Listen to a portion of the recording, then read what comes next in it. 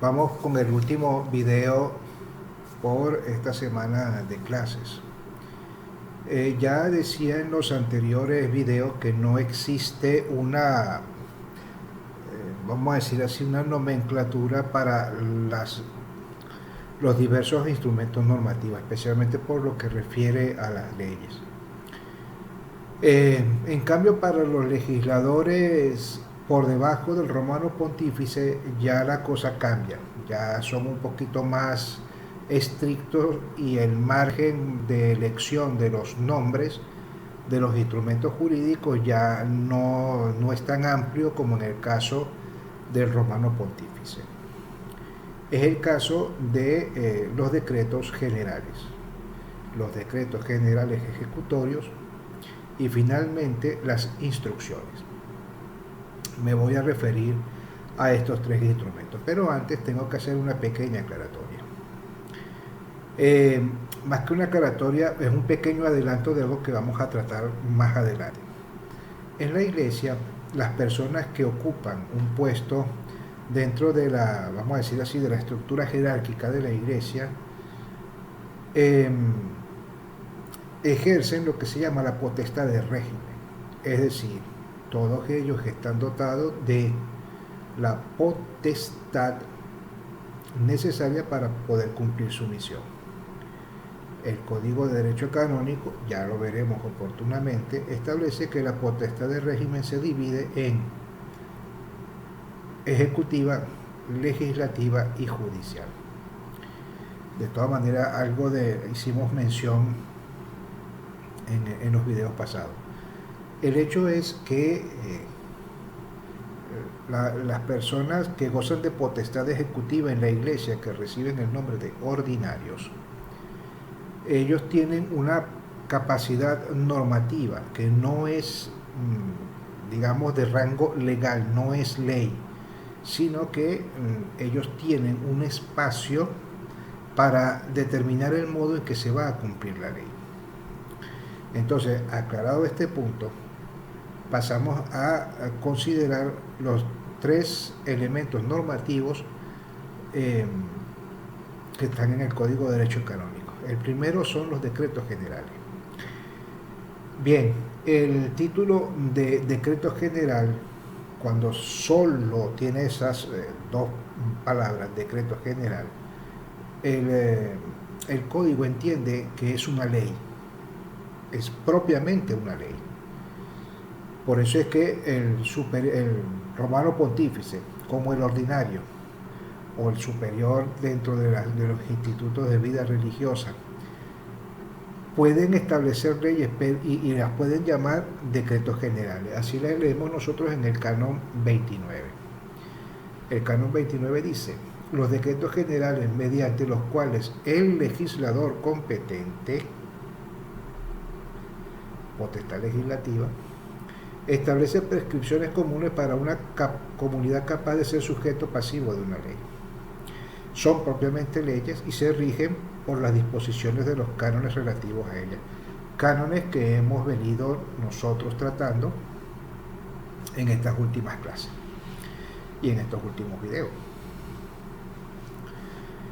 Bien, ahora, la conferencia episcopal, por ejemplo, quiere establecer una ley que sea vinculante para todas las diócesis y para las otras circunscripciones eclesiásticas presentes en el territorio de Venezuela, pues tiene que ponerle el nombre de decreto general.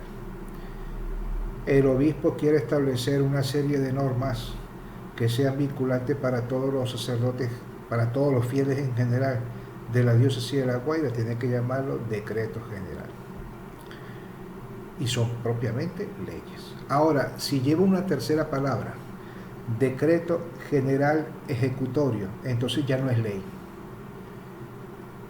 Cuando el instrumento normativo dice decreto general ejecutorio, es una disposición amplia mediante la cual el que goza de potestad ejecutiva determina el modo en que se va a aplicar la ley en su territorio o para las personas que están bajo su jurisdicción. Así lo leemos en el canon 31, parágrafo 1. Dice, quienes gozan de potestad ejecutiva pueden dar dentro del límite de su propia competencia decretos generales ejecutorios, es decir, aquellos por los que se determina más detalladamente el modo en que ha de observarse en el cumplimiento de la ley o urge la observancia de las leyes. ¿Sí? Para poner un ejemplo, dice el Código de Derecho Canónico que las conferencias episcopales deben determinar qué libros han de llevarse en las parroquias, aparte del libro de bautismo y de matrimonios y de funciones. La conferencia episcopal, en una de sus asambleas y una de sus deliberaciones, determina que además pueden llevarse los libros de confirmaciones y pueden llevarse también el libro de difuntos. Esa determinación, ¿cómo la hace aplicable para toda Venezuela? Mediante un decreto general, es decir, es una ley para todo el territorio. El obispo de La Guaira, por ejemplo, al recibir eso, entonces hace un decreto general ejecutorio en donde dice, los libros de bautismo deben llevarse de esta manera, los libros de confirmación han de llevarse de esta manera, los libros de matrimonio han de llevarse de esta manera y los libros de defunciones han de llevarse de esta manera.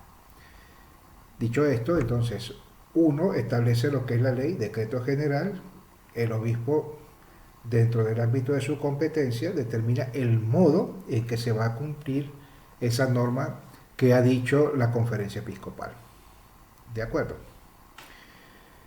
Bien, los decretos, dice el canon 32, los decretos generales ejecutorios obligan a los que obligan las leyes, cuyas condiciones de ejecución determinan o cuya observancia urgen esos mismos decretos.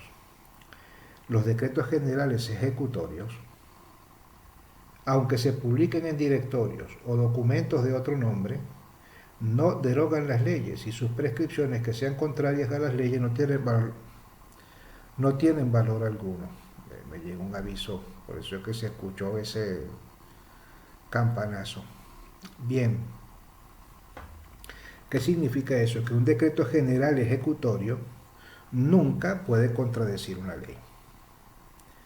¿Por qué? Porque la razón de ser del decreto general ejecutorio es determinar el modo en que se va a cumplir o se urge el cumplimiento de la ley. ¿De acuerdo? Bueno,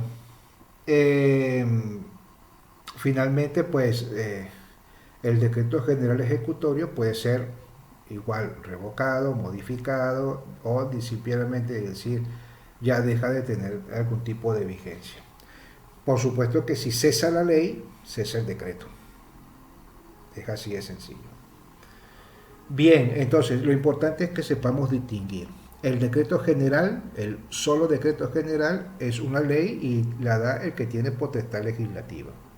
El decreto general ejecutorio, en cambio, no es una ley, sino que es una determinación normativa de la potestad ejecutiva sobre cómo aplicar la ley. ¿De acuerdo? Bien, evidentemente, ya veremos oportunamente quiénes son los órganos que tienen potestad ejecutiva. Básicamente el Papa, por supuesto el Colegio de los Obispos en el modo en que determine su cabeza el ejercicio de esa potestad, los diversos dicasterios de la sede apostólica, los obispos, la conferencia episcopal, los superiores de los institutos de vida religiosa y las sociedades de vida apostólica. Y por supuesto los vicarios generales, que es una de las cosas que todavía en la iglesia no hemos sabido asimilar. Los vicarios generales y episcopales también tienen potestad ejecutiva. Pero bueno, eso ya lo trataremos oportunamente. Finalmente, y con esto terminamos este video, están las instrucciones. ¿Qué son las instrucciones? Las instrucciones son unos instrumentos normativos dirigidos a quienes tienen que cumplir la ley. ¿Sí?